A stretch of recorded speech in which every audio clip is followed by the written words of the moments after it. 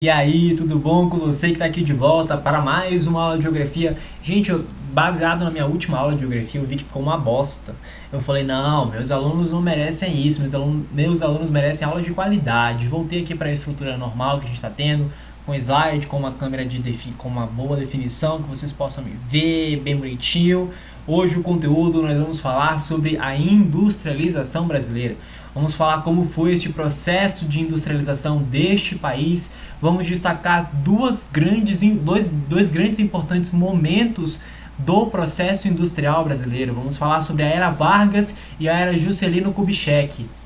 Dois governos desenvolvimentistas, dois governos com características diferentes, mas com o viés de industrializar este país, trazer indústria.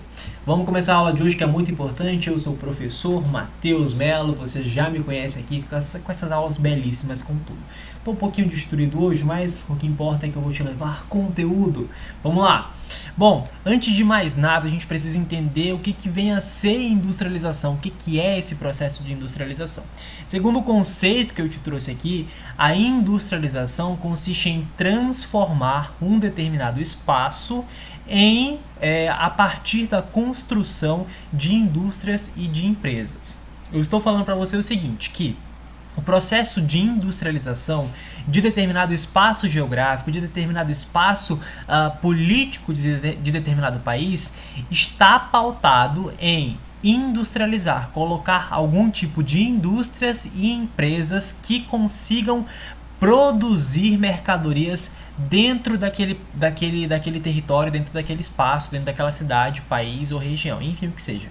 Quando a gente fala de industrialização, quando a gente fala do processo de industrialização, nós estamos falando da capacidade que esse espaço tem, da capacidade que os países, que as regiões, que os municípios, que os estados têm de atrair empresas e de concentrar empresas de bens de serviços duráveis e bens de serviços não duráveis.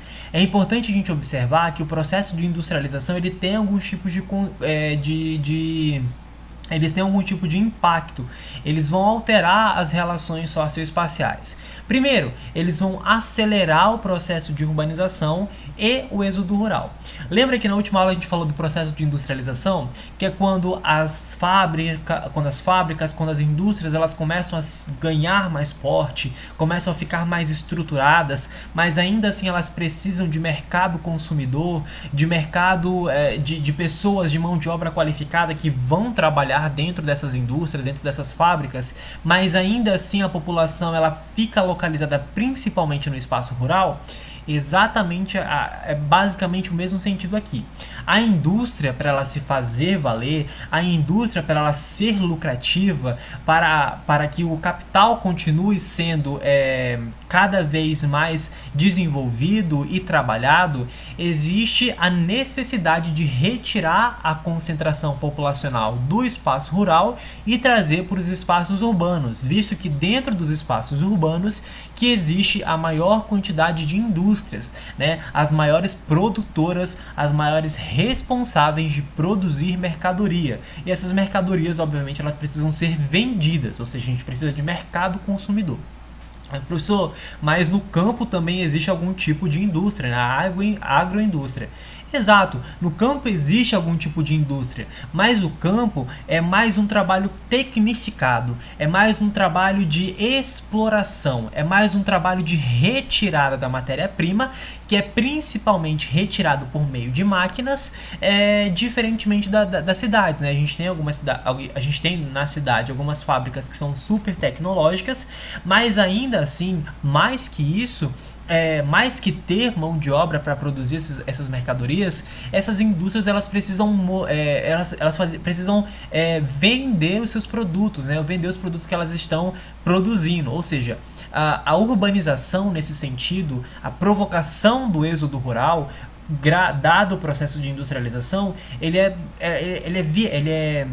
pautado nesses dois aspectos, né? Tanto de mercado consumidor, né, para que as pessoas consigam consumir o produto que essa indústria está fabricando, quanto de circulação do capital quanto também de necessidade de mão de obra para algumas fábricas, ok? Então esse processo de industrialização ele é bem simples, ele não tem muitas características, ele não tem uma dificuldade muito grande quando a gente fala dele, ok?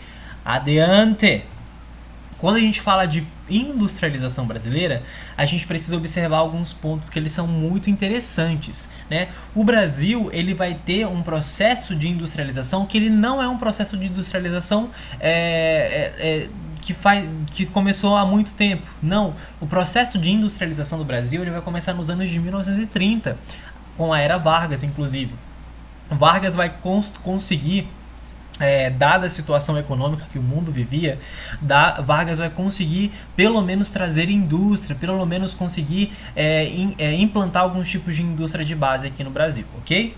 Então, até o ano de 1930, o espaço geográfico brasileiro foi estruturado exclusivamente ao redor do modelo primário exportador, fazendo com que as configurações das atividades econômicas fossem dispersas ou rara ou ainda ausente de interdependência.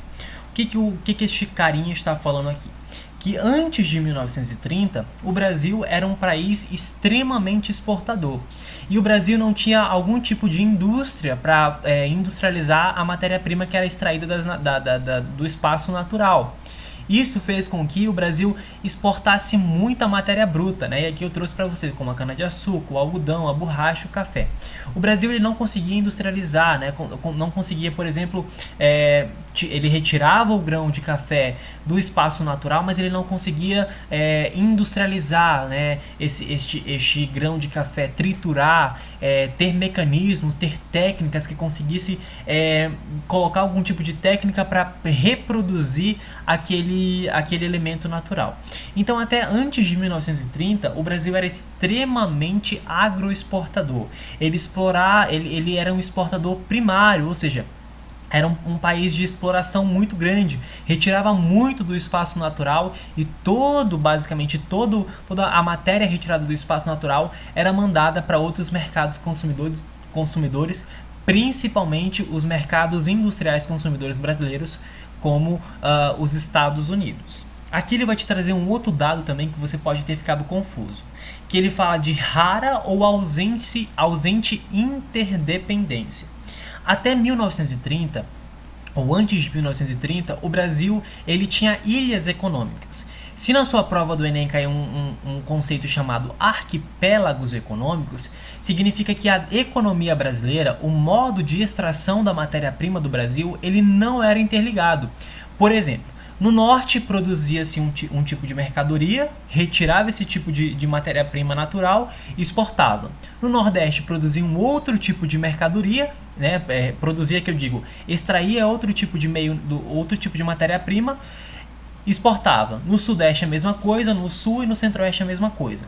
Ou seja, o Brasil tinha ilhas econômicas, tinha ilhas exportadoras. Não tinha uma conexão, não tinha uma política nacional, não tinha uma política econômica que unisse todas essas ilhas e transformasse somente em uma economia geral. Não, o Brasil era muito dividido, né? São os arquipélagos econômicos, um conjunto de ilhas econômicas que formam o território nacional. Eu trouxe um mapa para você porque eu sou um professor muito maravigold. Te trouxe um mapa para você ver isso.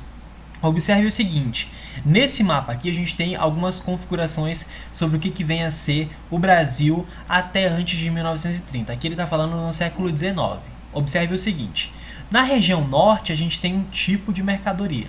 Na região nordeste, um outro tipo, né, que é parecida com a região centro-oeste, temos a região sudeste com outro, enfim. Observe o seguinte, o Brasil é muito ramificado, existem muitos espaços que são preenchidos com um tipo de extração, mas esse tipo de extração ele logo é vendido para o exterior, nada fica dentro do Brasil. Nada extraído da matéria, dos recursos naturais brasileiros vai ficar dentro do país para que ele consiga gerar um certo tipo de economia ou até mesmo desenvolver algum tipo de técnica que industrialize os produtos extraídos dentro do território nacional. Vamos observar então o seguinte. A gente tem aqui os principais, né, até o século XIX: café, mate, cacau, fumo, algodão, ouro e diamantes, drogas do sertão e borracha, cana-de-açúcar e pecuária. Observe o seguinte, vamos aqui para a região amazônica, né, região onde nós estamos. O que predominava aqui era as drogas do sertão. O que são essas drogas do sertão? Gente, são as especiarias. É tudo que o americano, é tudo que o europeu não conseguia ter no seu próprio continente, que precisavam retirar do espaço natural brasileiro, como a canela, senhoras e senhores, como distintos outras drogas do sertão que eram retiradas aqui. Então, assim, essa ideia de arquipélagos econômicos, ela vai funcionar da seguinte forma. Aqui a gente tem uma ilha econômica, ou seja, aqui no norte a gente tem a retirada de drogas do sertão e borracha, né? Lembra do ciclo da borracha aqui de Rondônia? Então, né? Tá dentro desse parâmetro ainda, né? Obviamente que aqui é século XIX, no ciclo da borracha é final do século XX. Mas é basicamente só para vocês entenderem o contexto. Então aqui a gente tem o norte extraindo um certo tipo de mercadoria. O nordeste vai trabalhar muito com a pecuária e com algodão, né? Aqui no litoral vai ser a cana-de-açúcar. A gente tem aqui o mate, né? Ainda aqui no litoral. Na região sul, na região centro-oeste, o cacau aqui perto de Cuiabá, também a pecuária. E no sudeste, o café, muito café. Observem aqui, senhoras e senhores. O café é principalmente concentrado, a extração de café, o plantio de café é principalmente concentrado lá na região sudeste, principalmente entre São Paulo e Rio de Janeiro. Por que é importante que vocês aprendam isso, que vocês visualizem isso? Porque isso vai ser muito fundamental para vocês entenderem no processo industrial do Juscelino Kubitschek, ok? Então, ó, a gente tem este tipo. O arquipélago econômico é justamente isso. São essas ilhas econômicas que o Brasil detinha até o século XIX, né, até antes de 1930, que fazia que o Brasil não tivesse um certo tipo de ligação entre a economia total deste país, ok? Então, dadas as características gerais do processo de industrialização do Brasil, a gente tem o seguinte. A industrialização do Brasil, então, ela só vai começar a partir de 1930. Ou seja, até 1930 a gente tinha um modelo agroexportador. A gente era muito dependente da tecnologia externa. Ou seja, a gente não tinha técnicas, a gente não tinha tecnologia, a gente não tinha mecanismos com que fizesse com que o nosso potencial de extração ou o nosso potencial de industrialização de determinados produtos fossem majoritariamente ou fossem pelo menos melhor. Bom, dentro desse sentido aí, a gente tem um modelo de dependência do mercado externo. Por que dependência do mercado externo? Porque o Brasil ele detinha um modelo de agroexportador, ou seja, tudo que ele retirava do espaço natural brasileiro era vendido para o exterior. Ou seja, o mercado consumidor era muito forte dentro do Brasil. Nosso principal consumidor era os Estados Unidos. Entretanto, lá na crise de 1929, vai existir o seguinte. O principal comprador de café do Brasil era os Estados Unidos. Quando um país está em crise, geralmente, esse país ele precisa cortar gastos, cortar custos. Ou seja, quando existe a quebra da Bolsa de Nova York, ou a crise de 1929, vai existir, os Estados Unidos vai pensar o seguinte, não, a gente não vai mais comprar tanto café do Brasil como a gente comprava antes, a gente vai vão comprar, mas não com tanta frequência, não com tanto volume, não com tanta abundância. Ou seja, a quebra da Bolsa de Nova York vai afetar diretamente a economia nacional, né? Porque o Brasil não vai conseguir vender muito, né? Visto que o principal comprador do café era os Estados Unidos, ok? Dentro dessa perspectiva, dentro da quebra da Bolsa de Nova York, dentro dessa era aí de 1929, senhoras e senhores, a gente vai surgir um carinha chamado Getúlio Vargas. Em 1930, ele vai entrar no poder, né? Um momento histórico que vai durar de 1930 até 1950. Basicamente, a gente tem a Era Vargas. É um momento que também pode ser conhecido ou pode estar no seu vestibular, na sua prova, como Estado Novo. É uma nova forma de administrar o Brasil, senhoras e senhores. É um novo modelo político e econômico que será instaurado dentro da política nacional brasileira. Se até 1929, o Brasil ele detinha um modelo agroexportador com viés de arquipélagos econômicos, ou seja, ilhas econômicas espalhadas por todo o território nacional. A partir de 1930 a gente vai ter uma configuração melhor, a gente vai ter uma reconfiguração do espaço industrial brasileiro. A gente não tinha indústria. A partir de 1930 a gente tem um novo tipo de industrialização dentro desse país. Vamos lá. A Era Vargas vai começar até ali em 1930. O Estado Novo ali em 1934. Os objetivos deste momento da Era Vargas eram três, basicamente. Primeiro, integrar o território nacional, resolver os impactos da crise econômica e desenvolver o mercado interno. Vamos destacar este resolver os impactos econômicos.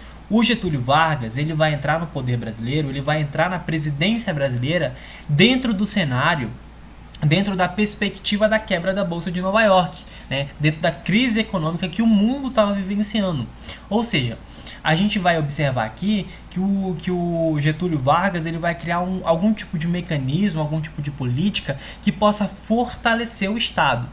Porque observe o seguinte, ainda o Getúlio Vargas ele vai entrar dentro desse contexto de crise, mas ele também vai entrar no contexto da Segunda Guerra Mundial. Então você tem que pensar o seguinte, o mundo está em guerra, o mundo não vai parar a guerra porque o Brasil precisa de um produto industrializado. Então o Getúlio Vargas vai analisar essas perspectivas, né, vai analisar os momentos históricos que ele está vivenciando, né, que ele está administrando o território nacional, a política nacional brasileira, e ele vai criar as políticas de Estado quanto à indústria e as políticas do setor privado quanto à indústria. O que ele pensou? Qual foi a configuração que ele trouxe para nós no setor brasileiro?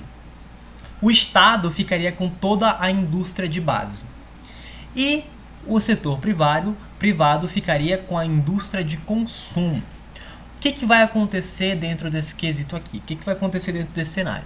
O Estado, né, vão surgir as grandes indústrias brasileiras. Por exemplo, o Conselho Siderúrgico Nacional, né, o CSN, a Petrobras, a Eletrobras, o Comitê do Vale do Rio Doce, né, o CVRD, o Banco Nacional de Desenvolvimento Econômico, que hoje você pode observar que é Banco Nacional de Desenvolvimento Econômico Social, BNDES, né? Mas até ali 1930, né, pelo menos até 1950 era BNDE, né, Banco Nacional de Desenvolvimento Econômico. O que isso significa, senhoras e senhores? Que a gente tem produtores de energia. Energia é um fator principal para o crescimento industrial e crescimento econômico de um determinado país. A gente tem produtores de combustíveis, como a Petrobras, né? A gente tem mecanismos, a gente tem um banco que vai financiar todo o nosso desenvolvimento, o BNDE, Banco Nacional de Desenvolvimento Econômico. A gente tem comitês, a gente tem equipes que vão tirar metal, que vão tirar elementos siderúrgicos ali para o desenvolvimento econômico, né? E aqui existe um fator importante demais. Que fator importante é esse, professor? Existe aqui um processo de desenvolvimento. Aqui vai existir o processo da integração do território nacional. Observe o seguinte: dentro dos objetivos da política da Era Vargas, existia a necessidade de integrar toda a economia. Era importante, era muito fundamental para os objetivos traçados por Getúlio Vargas fazer com que tudo que era retirado do espaço natural brasileiro ainda pudesse ficar dentro do território nacional brasileiro, ainda pudesse ser industrializado dentro do território nacional brasileiro. ok? Então, o Estado vai ficar com toda a indústria de base. Ele vai ficar com combustível, com energia, com desenvolvimento, com bancos que financiam o desenvolvimento total brasileiro. O setor privado ele vai ficar com as indústrias de consumo. Ou seja, o setor privado ele vai ficar com a produção de bens de consumo para a sociedade. Professor, o que é esse bens de consumo? São alimentos, são coisas necessárias, são elementos necessários para a vivência de determinado indivíduo dentro de determinado território. Alimentos, água, enfim, indústrias que façam com que a minha sociedade consiga sobreviver de uma maneira confortável. Aqui vai existir um pequeníssimo problema. Que problema é esse, professor? Observe o seguinte, o Estado vai ficar com a indústria de base, né? Ou seja, a base para o desenvolvimento industrial brasileiro, né? Como já falei para vocês. O setor privado ele vai ficar com a indústria de consumo, tudo que a minha população possa consumir. Então, mas aqui a minha população ela ainda não tem trabalho. Getúlio Vargas vai pensar o seguinte, isso não vai ser um problema não, querido. Não vai. Aqui a gente vai ter a quebra da dependência do mercado externo. Getúlio Vargas vai consolidar as leis trabalhistas em 1943. Vai falar bem assim, a população precisa de um salário mínimo. A população precisa de um horário fixo de trabalho. Precisa ser paga. Isso tem um viés muito importante, essa política da CLT tem muita importância lá em 1943, né, dentro desse contexto de Era Vargas, porque vai fazer com que a população consiga consumir. Que observe o seguinte, o Estado tem indústria de base, ou seja, né, tem os fatores necessários para o desenvolvimento econômico. O setor privado ele vai falar assim, gente, ó, chega aqui, irmão, chega aqui, vamos trabalhar aqui, privado. Vocês vão ficar aqui com toda a produção de bens de consumo da minha sociedade. Entretanto, a gente não tinha um mercado consumidor abundante. O mercado consumidor ainda é um mercado externo. Então, essa política da CLT é principalmente para manter todos os produtos que eram produzidos no Brasil ainda dependentes do mercado interno. Interessante, não é? Aqui existe um fator que a gente precisa observar também, que é muito importante. Primeiramente, o processo industrial da Era Vargas, né, ele vai se concentrar ali na região sudeste. Por quê? Até 1929 a gente tem o principal fator de exportação no Brasil, o café. Só que lá em 1929 tem a quebra da Bolsa de Nova York e os Estados Unidos vai parar de comprar o café com bastante em grande escala do Brasil. Ou seja, existe ali todo o mecanismo, toda a infraestrutura necessária ali na região sudeste, visto que a produção de café se concentrava principalmente ali naquela área. Então, por que a industrialização ela é muito importante? Porque a industrialização ela se concentra principalmente nessa área. Por causa da mão de obra especializada. Mão de obra especializada que não necessariamente vai significar que as pessoas tenham um certo tipo de formação, mas elas têm um determinado tipo de conhecimento, um determinado tipo de técnica de produção. E a gente também vai ter o mercado consumidor, visto que o processo de urbanização no Brasil ele é muito concentrado. Ele vai se concentrar principalmente na região sudeste e nas regiões litorâneas do Brasil. Então, ali tem mercado consumidor, ok? E a gente vai ter uma infraestrutura, né?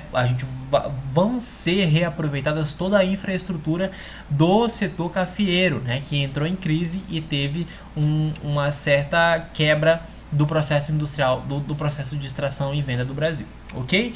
Então a Era Vargas ela tem basicamente este mapa que você está vendo aí, você pode até agora tirar um screenshot, obrigado, ele tem essa configuração aí, ok, mas só ficar no processo de industrialização ali na região sudeste não é tão interessante, né? No cenário nacional vão pensar em estruturas de industrializar o Brasil todo. E aí, senhoras e senhores, lá em 1956, perpetuando-se até 1961, vai chegar um carinha chamado Juscelino Kubitschek que vai falar o seguinte: gente, eu vou fazer tanta coisa dentro deste país, eu vou inovar tanto que vai parecer que a gente andou para frente 50 anos, mas na verdade só vão ser 5 anos. O Juscelino Kubitschek vai chegar ao poder com a política dos 50 anos em 5. Ele vai trazer um plano de metas que tinham basicamente, inicialmente, 30 metas, mas ele vai adicionar mais uma.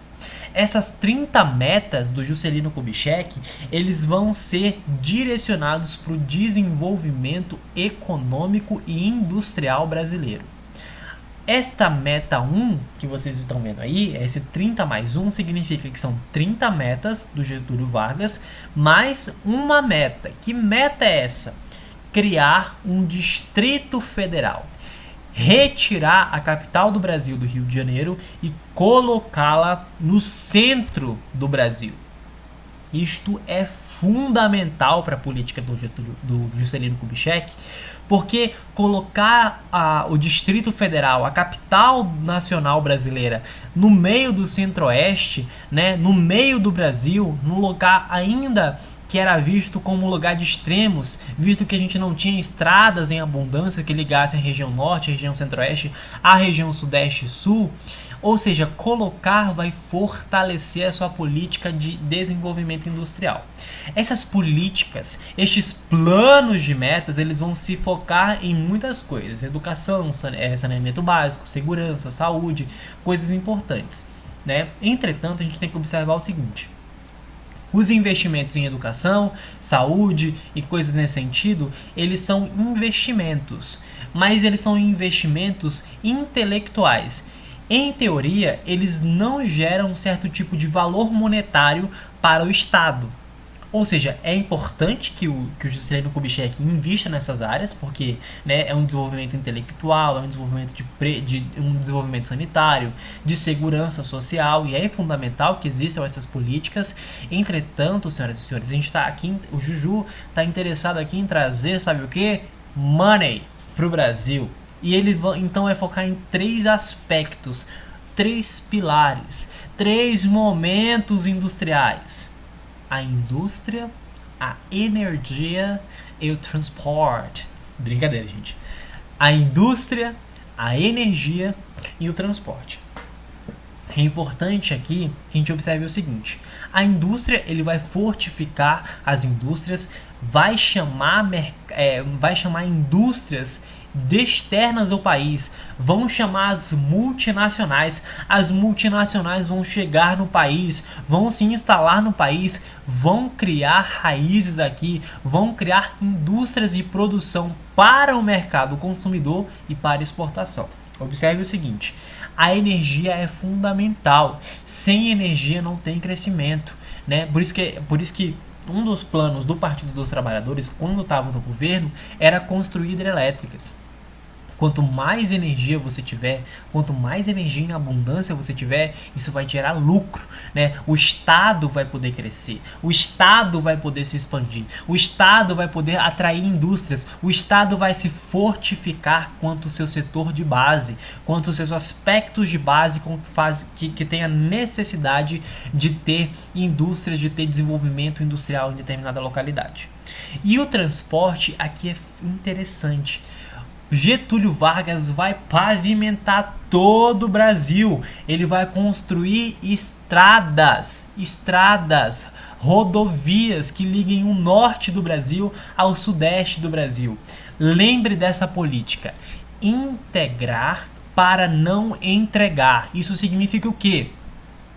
Cara, o Brasil estava em um forte cenário de ameaças, porque não colonizava a região amazônica, não colonizava a região centro-oeste. Então, o mercado externo, os países externos estavam de olho. Eles falaram, então ameaçaram o Brasil: se vocês não colonizarem, a gente vai lá e coloniza. A gente vai lá e coloca algum tipo de indústria, algum tipo de pessoa morando naquela região e ela vai ser nossa. É a política do Usipo Sidetes. Quem chega primeiro tem direito, tem posse sobre aquela terra. Ok? Então, visto esse cenário de ameaças, Juscelino Kubitschek vai pensar o seguinte: não, nananina não. Eu vou integrar a região norte à região sul.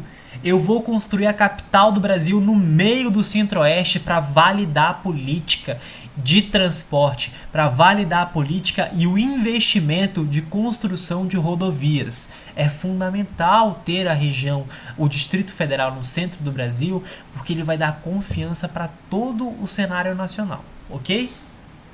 Dentro do plano econômico a gente tem um tripé. Que tripé é esse, professor? O tripé do privado, Estado e capital externo.